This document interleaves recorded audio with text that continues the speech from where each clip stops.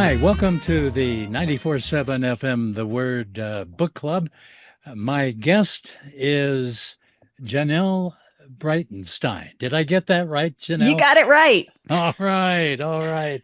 She is the author of How to Stop Yelling Up the Stairs, Keeping Your Cool While Raising Your Kids. Uh, is that what do they call that? Where there's an inherent contradiction?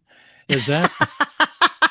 Yes, like a paradox. Yeah, Yes. yeah. Although, Tom, I'm sure you've never lost your temper Oh, with your kids, good. but I will say to be a parent, I think is to kind of lose your cool every now and then. But of course, I wrote this book from interviewing all those other moms with their anger problems, right? Oh, yes. Oh, yes. Other moms. Well, what? So, from what I can see from this book, and I have read it and I love it, uh, you learned a lot from these other moms. Yeah, my friends. Yeah, uh-huh. Uh, your humorous asides, I are so reminiscent for me as an old guy of Irma Bombeck. I know exactly who that is. Oh, do you? I do. Okay. All right. Well, I love your. It's a serious book, but it is packed with humor, and I just can tell by how you giggle and laugh and kind of interact with the subject. Uh, you are a person of a great sense of humor. Oh, Uh, well, thank you. I consider it a high compliment to be in the echelon of Irma Bombeck. And there's a lot of humor to be had, even when we're talking about anger. I don't know. In my understanding anyway, when I start talking about this, Tom, with other parents, it becomes almost this confessional of sorts, where these you too looks, just populate the faces of the meekest mothers, yeah, and they yeah. start talking about things like you should validate me on why I got angry. Like I mean, even the first chapter of the book, you'll read about how one of my kids, who shall remain nameless, to protect the guilty, would be like one of them totally after a bath went in the closet and pooped on the floor and blamed it on the dog. So You, so I'm just yeah, you gotta this is laugh. parenting. It is life. Yes. You gotta laugh. You gotta laugh. And I guess laughter can be a defense mechanism, but it can just be a natural expression of life because life, if you have the right outlook on life, uh, it's it can be very humorous. Oh, I think so. And don't you think God laughs a lot? I think humans, this is the God who created, honestly, humans passing gas. I mean, you got to think the guy has a sense of humor. Hmm. So, Yeah. Well, when Jesus called two of his disciples sons of thunder, Uh, yeah, it's like me. I have a friend who was like 6'4", and we called him Shorty.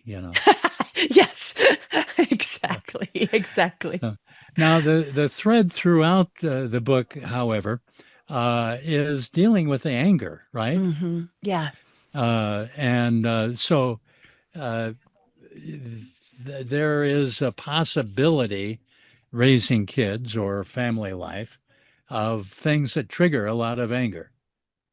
Oh, for sure. Yeah, Very much. yeah. Yeah. It's And part of daily reality, if not hourly reality. And I uh, know that reading Gary Thomas one time, he was talking about a pastor who gave a sermon on anger and asked people to come to the altar. And he said all 19 of the people in this small church who came to the front were mothers of young children. I uh, think especially with young kids, it's very hard. yeah. And you've done a lot in every chapter. You've done a lot of deep research on the brain, how people handle anger, sources of anger, uh, how to deal with anger in this situation and that situation. It really is a quite a complete look at anger and some great depth with it. Oh, thank you. Praise God. Yeah, there's a lot of footnotes in that book. Ah, and you've done a lot of research. I mean, obviously, Yeah. with the footnotes. Uh, do you have a what is your background other than just a great writer? Oh, well, that's kind of you.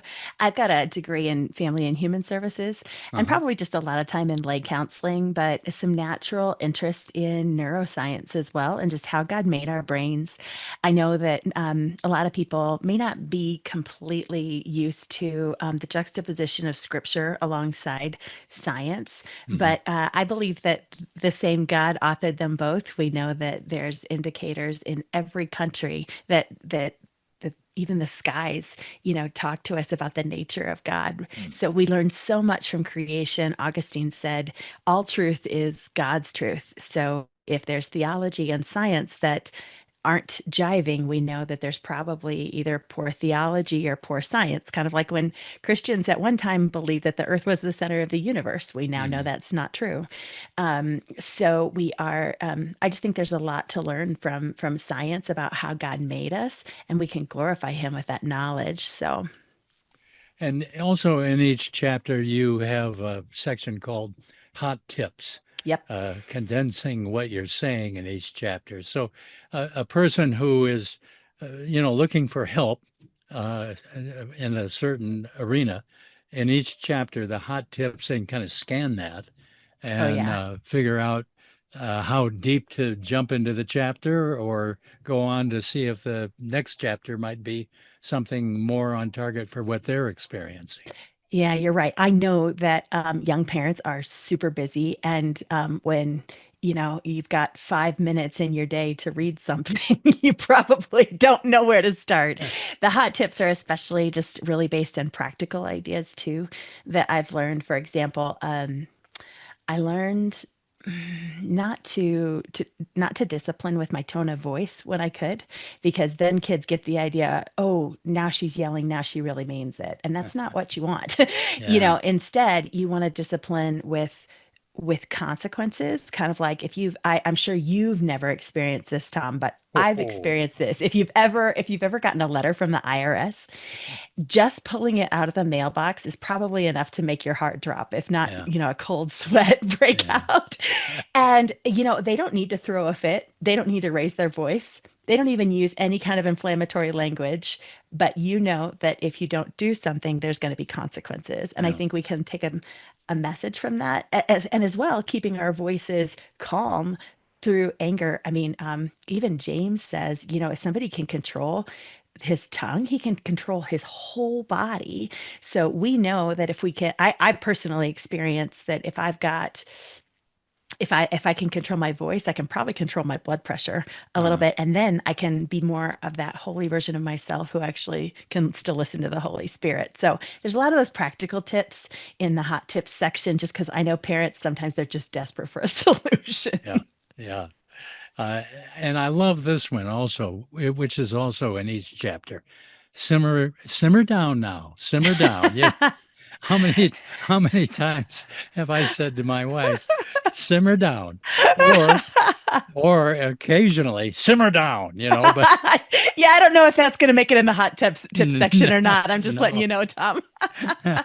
So the simmering down section helps the reader analyze the consequences and the rewards of the subject of that chapter. In other words, draw aside and let God speak to you, basically. Oh, for sure, because they're essentially either personal reflection prompts, or you can use them when talking with a friend or with a group. There's also group questions in the back of the book because honestly, I have found that anger can carry a lot of shame with it. Kind of like Mm, I mentioned, these speaking sessions I do turning into a confessional because it's something we're all so embarrassed about that we would yell at a 2-year-old who can't even talk, yeah. or at someone, being a child, or we're in the middle of the night and we're yelling at a child or something like that. I know I used to, like on these lovely spring days, I'd go around when my child was throwing a fit and I'd shut the windows, not just for him, but because I was yelling. Huh. And I didn't want anybody thinking our nice Christian family was. was not so nice, and letting actually the truth, I was clearly preoccupied by the wrong thing Yeah. there. I wasn't concerned about how my son and I were relating. I was concerned about how I looked. But my point being, I think there's a lot of shame Hmm. around this, and the enemy can have a heyday, and so Yeah. can our sin when there's just when we're in the dark like that. First John 1 says we have fellowship when we walk in the light. So questions like simmering down and these group questions are designed that hopefully we can start digging into the heart issues and not just the outward behavior, and we can even start lifting some shame in community and find some healing there. Doesn't it just break your heart when you're in the supermarket somewhere and a mom with a young Mm. kid like you described just lets that kid have it? Oh, Uh, so painful. yeah. Yeah, Uh, you don't know how to behave. You don't even know how to look. Should I look at them? What should I do? yeah. Yeah. I mean, yeah. Well, in fact, what what tip would you give on something like that? You could intercede, but then that mother would turn on you and think that you're a busybody. It's none of your Yeah. business. That's a tough situation. It really is. And it's a highly cultural thing as well. In different countries, my husband and I have served in different places around the world. And in Africa, they don't necessarily mind, chiming in, a stranger chiming Mhm. in on how to raise your child. But that can, for Americans, that can be quite jarring and actually quite offensive, Mm. and feel rude. And we know that in 1 Corinthians 13, love is not rude. It's very hard to know what to do because unless the child is in actual physical danger, I mean, we know that there may even be kind of some verbal abuse going on there, which is really Mm. challenging to know Yeah, what to do. But I think in most of those situations culturally, there's not a lot of ways that we can intervene if we're not a part of that person's direct community. And yeah, with as big as our towns and cities are, a lot of times this is not going to be somebody that you know. So in that situation, I hate to sound passive, but I think one of the best things you can do is pray for them and pray for wisdom on what to do for that mm. very specific situation. Totally agree. Uh, totally agree. Pray for them, but also pray for wisdom. Maybe the Lord will give you a word to Hmm. say to them that will let them know that you care about them, uh, or the Lord might just say, just go on your way, Yeah. keep your mouth shut. And so wisdom certainly comes in on that kind of situation. Uh, and the other thing that you have in each chapter, and I like the fact you have all of these things in each chapter. You have the deep research Hmm. on angers and triggers and things like that, the hot tips, the simmering down, think this through, pray about it, analyze what's going on, and then cooling prayer in each Mm, chapter. yeah. Yeah. Yeah. The cooling prayer. I think sometimes when we are in fight, flight, freeze, or even just we're not, let's say you're completely regulated emotionally and reading this book at the same time, it can leave us in a really vulnerable space, Mm. where we feel, oh, wow, man, my problem has just been exposed. Man, I even have tips, but right now I'm just feeling shame or different things like that. And I think taking a minute to just remember that God's presence is with us, that He's the God of Romans 5:8, where while we were yet sinners, He died for us. Like Mm. He was leaning in even after the very first sin in Genesis 3. He's the one keeping the conversation going. So if we can continue to lean in and make that more reflexive, where we can seek Him in anger rather than trying to pretend that it's not there, because surely God wouldn't want to be with us in our moments of sin. No, He wants to be right there. He wants to be right there, leaning toward us and helping us out. The book is How to Stop Yelling Up the Stairs, Keeping Your Cool While Raising Your Kids by my guest, Janel Breitenstein. And I wanted to give this kind of overview that's in each chapter to let the audience know that they're going to find something in each of the chapters that they can sort of highlight, look through, and then dive into the chapter that really is speaking. Not to say, Janelle, that the whole book isn't important, and Well, it, thank you. But like I said, I know the time crunches of young parents. yeah, yeah. But let's look at some of the chapters that really interested me as a dad, as a father, as a husband. And so looking at the book start to finish, just choosing certain key chapters. I love chapter one. What anger problem? In Yep. other words, me angry? What angry problem? Yep. What's the matter that you talk to me this way? Yeah, what anger problem? Yep. And admit your anger is the gist of that chapter, and that's really where we have to start, don't we? It's Oh, for self-analysis. sure. Yeah, I mean, I gotta admit, part of this was birthed um, even just 6 months after I was married. We were in this little duplex, 500 square feet on our side, all cinder block. I'm pretty sure the married student housing has been demolished on the campus where I was. I'd have to bleach the walls because mold was crawling up them. But you can imagine this tiny space, and we're just trying to not yell Mm, so loud that my husband and I that it would, the other people on the other side. Again, here I am concerned about the appearances, right? yeah. That were angry and really struggling in those first few months of marriage. And it's funny because I looked at my husband and I said to him, you know what, I've never had this problem with anybody else. So the problem must be you. And, I think that typically when we have anger issues, we actually think they're outside of us, right, Tom? Mhm. Yeah.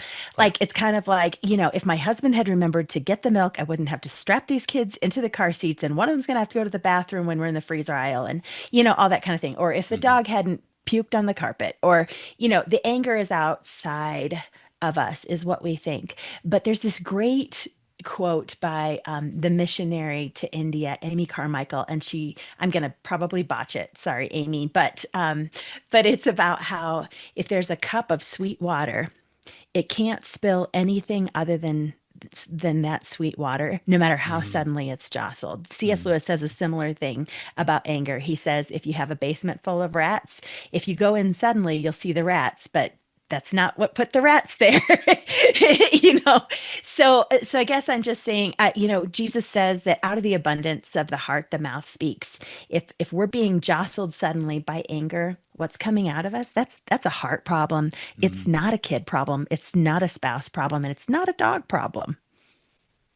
Now, your book is really basically totally about anger, right?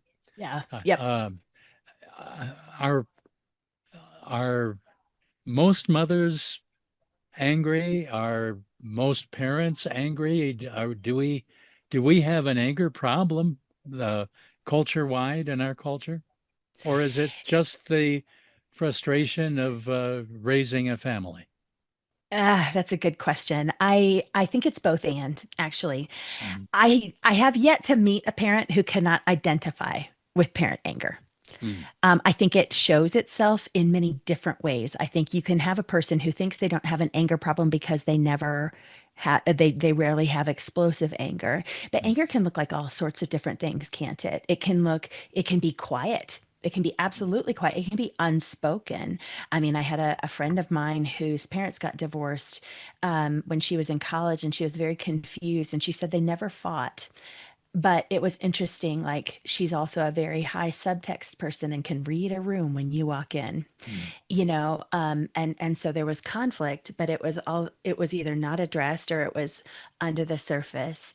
So I would say, I think usually to be a parent is to deal with some kind of anger. It just may look different. I'm not saying everybody has an anger problem, but I mean, anger is an emotion that ideally reflects the image of God when we're not walking in the flesh. Ephesians 4:26 says, "Be angry, but don't sin." And we also have the example in James that says it's the anger of man that doesn't bring about the righteousness of God, right? mhm, So we have one of the best questions that I've learned to ask in my anger is, what part of this is about my kingdom and what part about this is about God's kingdom?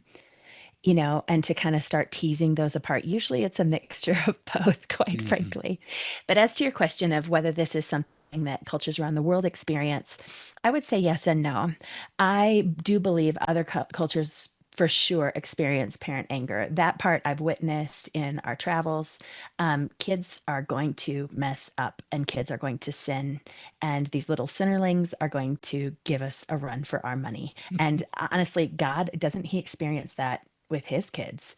You know, he experiences anger, and hopefully, I mean, when God has it, it's a jetpack for justice, right? And to protect something that's precious. It's another Yeah. question we can ask in anger. We can ask, what am I trying to protect that's precious to me? What feels trampled on?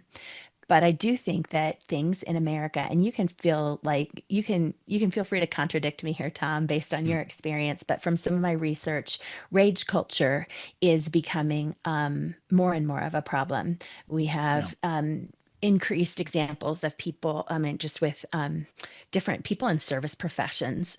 Um, I've had a day where I talked to different people in my town, making phone calls in different professions, and every single one of them had experienced an angry customer that day, yelling at them, Hmm. not just being upset, but yelling at them. Yeah. And then we have people from the leadership of America all the way down demonstrating that it is okay to be vitriolic and quite rude in Hmm. our anger.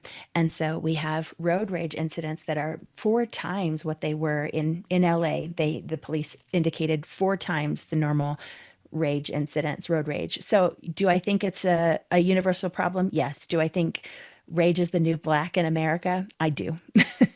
I totally agree with you. It's frightening, as you call it, a rage culture, and that certainly is very, very true. Um, Here's another, here I underscored something that's very true and very negative, rage culture, and immediately going to something that I'm laughing about. Uh, but I love this chapter. No makeup can touch this level of tired. Yeah. Yeah. Every parent can identify with that too, Yeah. especially parents of young kids. Man, are they exhausted. And doesn't that fuel angry? I don't know. I don't know about you, Tom, but I'm just saying the exhausted version of me is not the holiest version of me. No way. Uh, uh, yeah. Uh, and this one, when your child, yep, that one, is driving you crazy.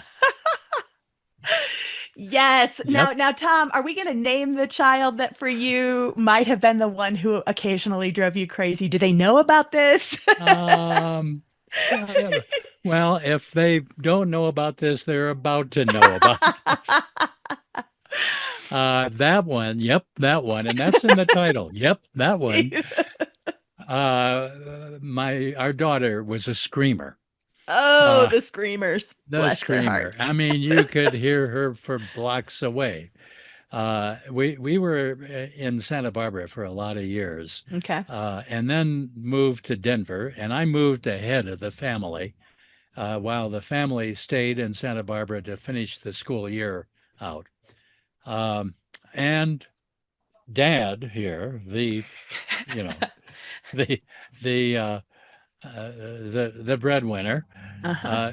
did not send money to my wife Donna in time to Oh pay no. the power bill, Uh-oh. uh, and she scraped the money up, and she and my daughter went to the power company to pay the The bill. screamer, that daughter. The screamer, That one. that Okay. one. Yep, that one. Um, and the screamer would not come out of the car with her. And Of course she, she wouldn't. Every parent's like, "Yep, yeah, been right. there." And the place was going to close in 5 minutes. And of course, they were saying, we're going to shut off your power and all this. So uh, Donna said, "You stay here. Don't let anybody in the car." She locked the car. This is in Southern California, Okay. uh, and ran in to pay the bill. She came out to see, 5 minutes later, no doubt, because that's no doubt, that's running, how long they just were running open. there, Yep. sprinting. Uh-huh. Uh, and she found a squad car and two motorcycle cups. Yeah, No. yeah, and she had to. No. Yep. Parenting is So so embarrassing. so so when your child, yep, that one is driving you crazy, it came to my mind and my wife's mind. She read the book with me, uh, eh, too, and she had to go to court. Uh, Oh yeah, she had to go to no. court. So, Oh, that's terrible. I just like my heart just empathizes with her. I think every parent can identify with that though. I mean, because mhm, God, does he not assign us our children in all his wisdom to mhm, also increase our holiness? yeah, I mean, I remember thinking we had I've actually had a few children who are quite different from me. Sometimes I'm like, where are these genetics coming from? But I know with our youngest son, for example, we kind of went against our family policy of only one sport per kid at a time because for him, going to open gym in the morning, going to recess, like all that was behavior management strategies for him. And mhm, so when teachers were like, "Oh, I think we're going to punish him by taking away recess," I was like, is that what you want to do? So I remember watching him run one day and thinking of the Eric Liddell. Well, it's on the movie about Eric Liddell, Chariots of Fire. mhm, If you'll remember, he was the runner who went to the Olympics and because of his convictions, refused to run on Sunday and actually run first place in an event he didn't practice for. mhm. But I remember thinking about his mom and thinking, was she ever like, Eric Liddell, outside now? Like you think of these people who are powerful. I mean, and that was incredibly powerful, a trait powerful in Eric Yeah. because those same traits also, I mean, he stayed in China. He did eventually become a missionary to China, stayed in when the government told everybody else to get out, was put in an internment camp and started sports camps there for evangelism.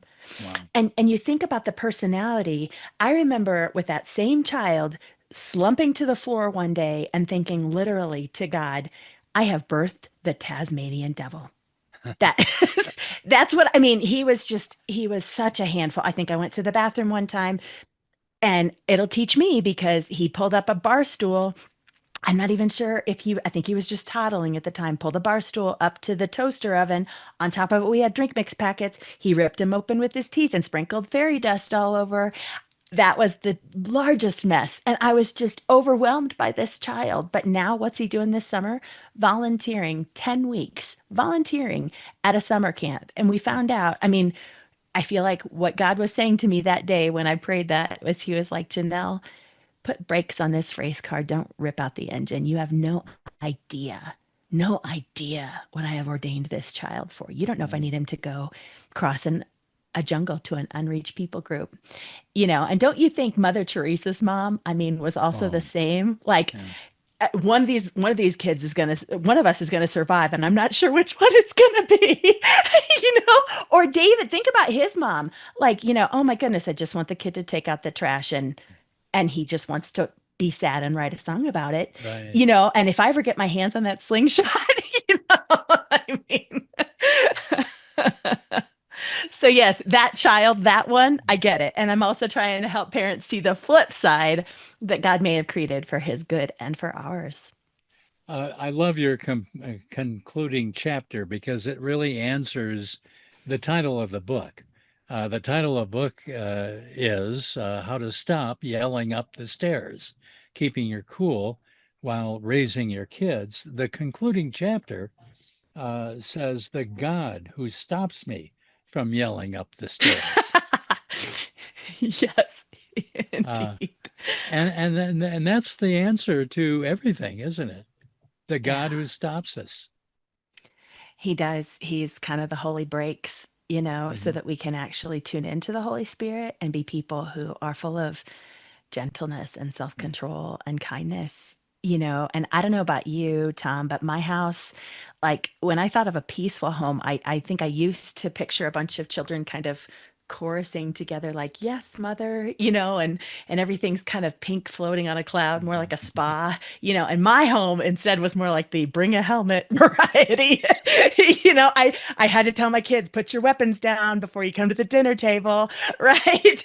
And and so I think sometimes God wants a different kind of peace for our families, not this kind of unrealistic, you know, we don't get angry at each other kind of Yeah. thing, but instead, what's the whole point of conflict? I mean, to replay what God did for us in his conflict with us, right? He closed the distance to come close. We go through these cycles of rupture and repair and rupture and repair in our families. And the problem is not that our families are human and experience the rupture. It's how can we experience God in conflict? How can we replay the gospel in our homes? Hmm. Uh, Also, I want to point out you had said earlier in the interview that you have a lot of footnotes. You you you demonstrate that you have done a lot of work in terms of researching some very technical subjects, particularly about the brain. And Yeah. let me just give a testimony from my wife, who, as you know, is a A family, therapist. Yeah. yeah, and she has done a lot of study on her own, as well as various uh, events where she Mm. had to learn about the brain, and she read the things that you cite about the studies of the brain. She affirms what you Oh, put phew. in there. I'm glad. Yeah. That's great when a therapist likes it. That makes me extra happy. So, you have a testimony on that. You have me. I mean, I'm just, I mean, what's higher praise than that, Tom? yeah, right. Me, I say you got a great sense of humor. She Says it's says, actually accurate. Right. so you have a lot of helpful appendices Thank you. in the chapters and group discussion tips. So it's a great book. Your website is janelbreitenstein.com. You'll have to spell that for people. Or You know, yes, there's 12 letters in there to mess up. So it may be more helpful if people go to the-awkward-mom.com, ah, theawkwardmom.com, just to save you the headache of spelling Breitenstein. But, you know, you could always look it up on Amazon and see how much the book is. And maybe, uh, that'll help you spell. or you can also click a link here on this Yes. interview, and you can also buy the book. And it's just a great book. Like I say, I gauge things by the number of laughs. That's great. That makes me happy. I'm winning then. That's great. I'll have a speaking engagement, maybe at a church or something, and I'm citing scripture and maybe doing a sermon, although I'm not a sermonizer. But Donna will say, "Well, how'd you do, dear?" I said, "Great. I had a lot of laughs." Well, there's something about being able to engage people, you know, and come into their world and just, you know, make things a little lighter. We could talk Yeah, about anger in a lot of really heavy ways, and the book is going to go to some really deep places, yeah, hopefully, for people. But parents, I just want to say, I mean, isn't that part of what laughter does? Is just offer some redemption in the darkness, you yeah. know? And I think that's part of the message here. There's hope to be had. I really recommend it. My wife recommends it, and I really appreciate talking to you. Thank you for joining us, Janelle. It's my pleasure. Thanks, Tom.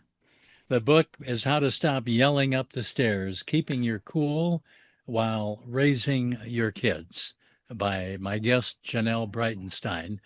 And if if you're raising kids or you're looking at your the destruction your grandkids are bringing into the world, this could be very helpful, and it'd be a great gift for people who do have kids of any ages. So just I recommend that. I'm Tom Moller. This has been the 94.7 FM The Word Book Club. Join me weekday mornings from 6 to 10 on 94.7 FM The Word. I introduce the teaching features. I uh, throw it to traffic and do a traffic report, the weather, and I just might say something humorous. So join me on 94.7 FM The Word. Thank you, Janelle. Thank you. Bye.